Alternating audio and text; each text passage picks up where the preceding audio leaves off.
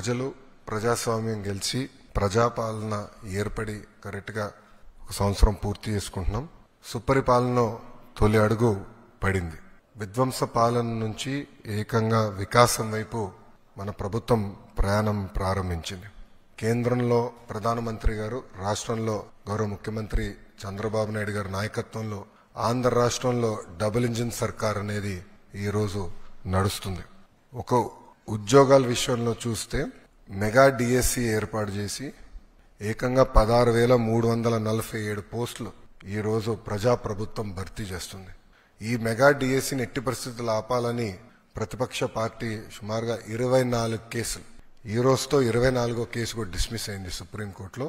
24 కేసులు వేశారు. అయినా అవన్నీ తట్టుకుని డిఎస్సి ప్రక్రియ మేము పూర్తి చేస్తున్నాం. గడిచిన 10 సంవత్సరాల్లో రాని పెట్టుబడులు ఈ సంవత్సరంలో తీసుకొస్తాం జరిగింది.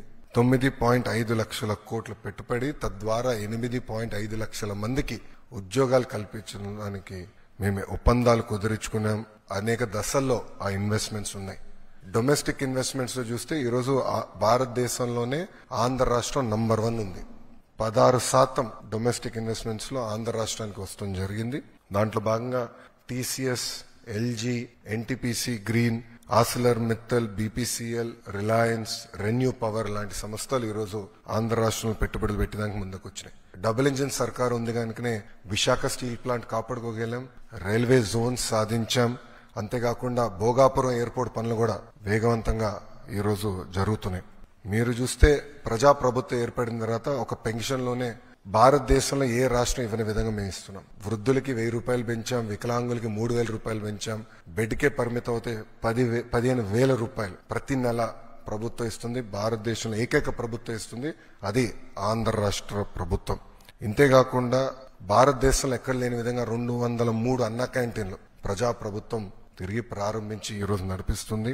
గౌరవ ముఖ్యమంత్రి గారు ఇప్పుడే చెప్పారు, ఆగస్టు 15 నుంచి ఉచిత బస్ విధానం కూడా మేము అమలు చేస్తున్నాం. దీపం పథకం ద్వారా ఇప్పటికీ 2 కోట్ల గ్యాస్ సిలిండర్లు ఉచితంగా ప్రజాప్రభుత్వం తెలుగింటి ఆడబడుచులకి అందజేస్తాం కూడా జరిగింది. దాంట్లో కొన్ని సవరణలు తీసుకొచ్చి ఏకంగా ఆ డబ్బులు డైరెక్ట్ గా మహిళల అకౌంట్ లో కూడా వేయాలని ఒక నిర్ణయం కూడా ప్రభుత్వం తీసుకుంటాం జరిగింది. ఈ రోజు ముఖ్యమైన కార్యక్రమం తల్లికి వందనం. ఎన్నికల్లో మనం ఇచ్చిన హామీ నిలబెట్టుకుంటున్నాం. ఆనాడు చాలా స్పష్టంగా ఎంతమంది పిల్లలుంటే అంతమంది పిల్లలకి తల్లికి వందనం ఇస్తానని హామీ ఇచ్చాం. దాంట్లో భాగంగా జియో ఇచ్చాం. ఈ రోజు నుంచి డబ్బులు తల్లుల అకౌంట్లో కూడా పడతాయి. 13,000 రూపాయలు తల్లి అకౌంట్లో పడుతుంది. 2,000 రూపాయలు మెయింటెనెన్స్ గ్రాంట్ కింద స్కూల్స్ లో మెయింటెనెన్స్ కోసం ప్రభుత్వం ఆ నిధులు కూడా ఖర్చు పెడతాం జరుగుతుంది. సో భారతదేశంలో ఎవరు చేయని విధంగా సంక్షేమ అభివృద్ధి కార్యక్రమాలు ప్రభుత్వం ఈరోజు చేస్తాం జరుగుతుంది. గౌరవ ముఖ్యమంత్రి చంద్రబాబు నాయుడు గారి నాయకత్వంలో సంక్షేమ అభివృద్ధి అనేది ఈ ప్రభుత్వానికి జోడెద్దుల బండి. మాకు చాలా క్లియర్ మ్యాండేట్ ఇచ్చారు. 2 మీరు తీసుకెళ్ళాలి.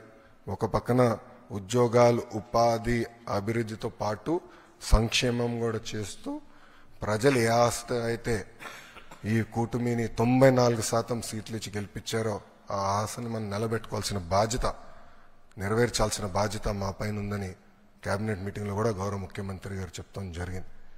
సో ఈ తల్లికి వందనం కింద దాదాపు 60% కుటుంబాలలో 2 కన్నా ఎక్కువ మంది పిల్లలు ఉండటం జరుగుతుంది. సో వాళ్ళకి 2 ఉంటే 26,000, 3 ఉంటే దేర్ ఆఫ్ డబ్బులు వస్తాయి. సో ఆటోమేటిక్ గా ఆ డబ్బులు వాళ్ళ అకౌంట్ లో పడటం జరుగుతుంది.